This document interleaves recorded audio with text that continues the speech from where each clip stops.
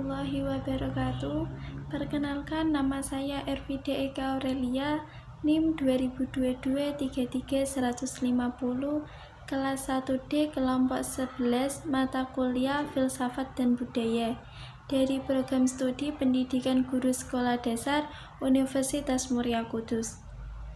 Di sini saya akan memaparkan kembali materi yang telah kelompok kami presentasikan, yaitu materi tentang aliran rekonstruksionisme. Untuk mengetahui lebih jelas materi tersebut, marilah simak video penjelasan berikut ini. Yang pertama, pengertian aliran rekonstruksionisme. Aliran rekonstruksionisme adalah suatu aliran yang berusaha merombak tata susunan lama dengan membangun tata susunan hidup kebudayaan yang bercorak modern. Rekonstruksionisme merupakan kelanjutan dari gerakan progresisme. Gerakan ini lahir didasari atas suatu anggapan bahwa kaum progresif hanya memikirkan dan melibatkan diri dengan masalah-masalah masyarakat yang ada pada saat sekarang ini. Selanjutnya, teori-teori pendidikan rekonstruksionisme ada 5. Yang pertama, 1. Fungsi sekolah. Aliran rekonstruksionisme menghendaki sekolah memfungsikan diri sebagai lembaga tempat membina kembali manusia agar hidup sesuai dengan norma-norma yang benar demi generasi sekarang dan yang akan datang, sehingga terbentuk dunia baru dalam pengawasan umat manusia. Selain itu, ia menginginkan fungsi pendidikan sebagai wadah atau tempat memberikan kesadaran peserta didik akan persoalan-persoalan sosial dan mendorong mereka untuk secara aktif memberikan solusi. Yang kedua, metode pendidikan. Metode ini diwujudkan dalam proses pendidikan dalam rangka mengembangkan sikap mental dan kepribadian agar peserta didik menerima dengan mudah, efektif, dan dapat dicerna dengan baik. Secara terminologi, ia berarti cara yang paling tepat dan cepat dalam mengajarkan mata pelajaran. Metode-metode pengajaran harus didasarkan pada prinsip-prinsip demokratis yang bertumpu pada kecerdasan asyali, jumlah mayoritas untuk merenungkan dan menawarkan solusi yang paling valid bagi persoalan-persoalan umat manusia. Yang ketiga, kurikulum. Kurikulum berisi mata pelajaran yang berorientasi pada kebutuhan-kebutuhan masyarakat masa depan.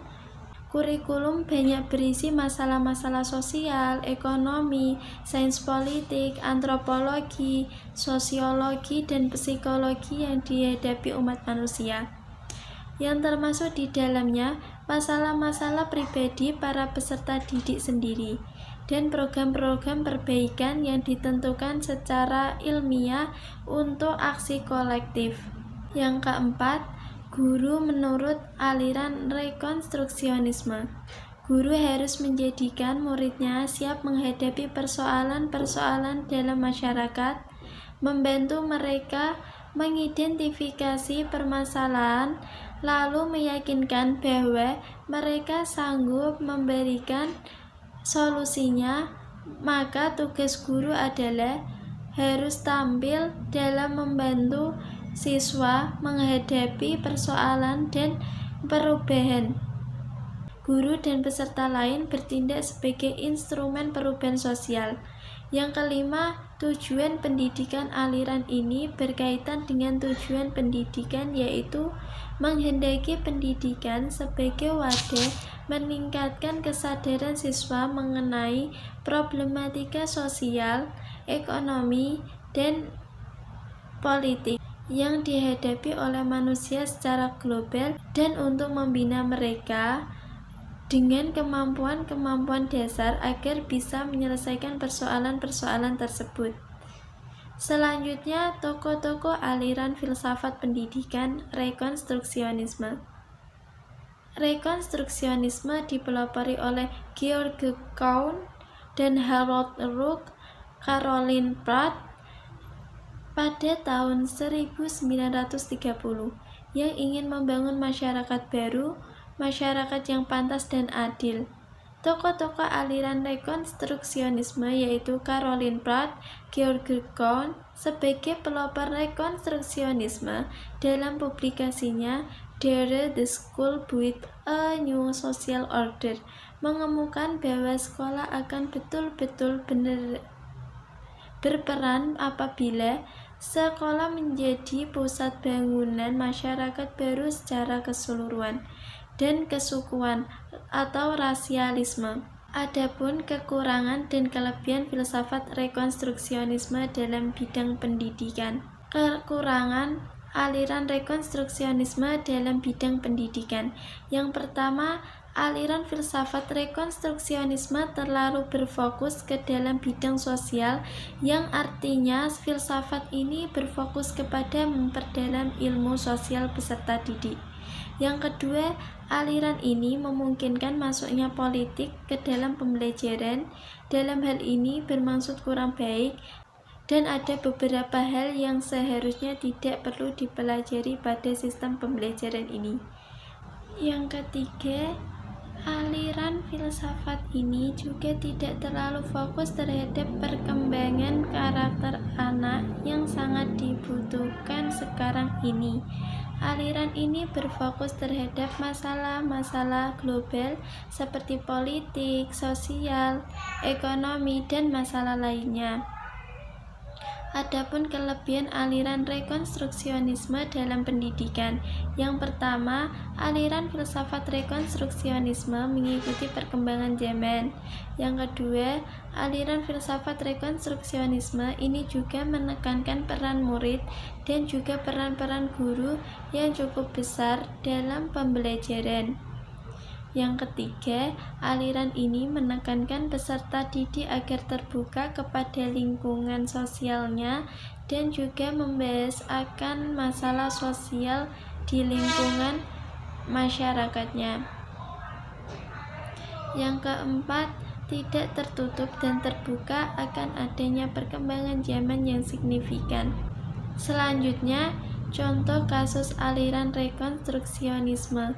Artikel yang berjudul Future Shock, Kejutan Masa Depan, karya Alvin Toffler, telah membuka mata dunia bahwa manusia telah mengalami tekanan yang hebat jika dibebani perubahan dalam waktu yang sangat singkat.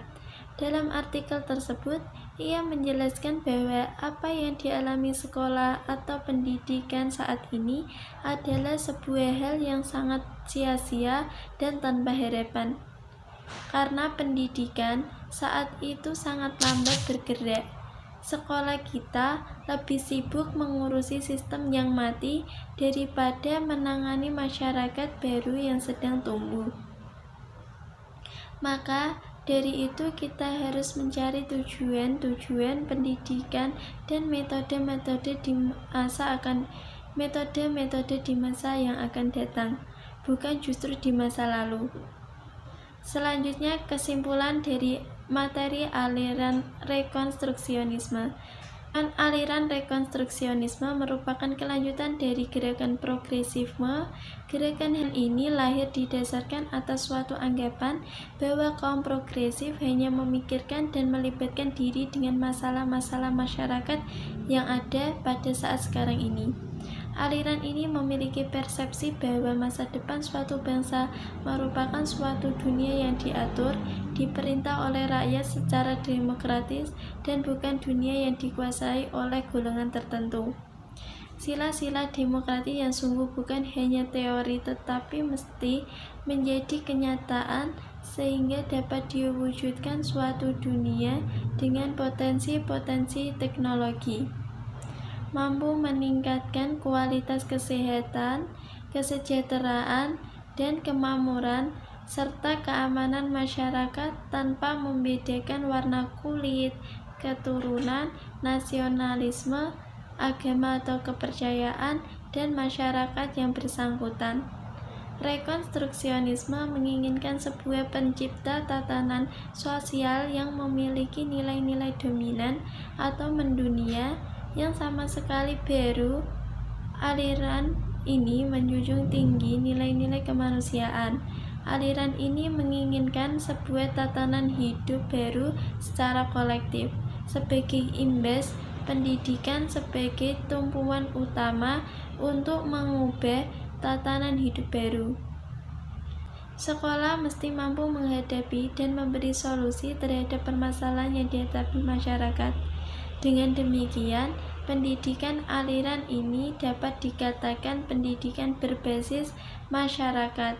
Untuk menuju sebuah perubahan menurutnya tidak bisa dilakukan sendiri, melainkan secara bersama-sama masyarakat dunia melalui pendidikan. Prinsip aliran rekonstruksionisme yaitu menciptakan suatu sistem pendidikan di mana pendidikan itu mengarah kepada masa depan, bukan berjalan lambat, dan sistem pendidikan yang dapat merespon permasalahan yang muncul yang akan datang. Cukup sekian video pemaparan materi aliran rekonstruksionisme dari saya. Kurang lebihnya saya mohon maaf. Semoga bermanfaat. Terima kasih. Wassalamualaikum warahmatullahi wabarakatuh.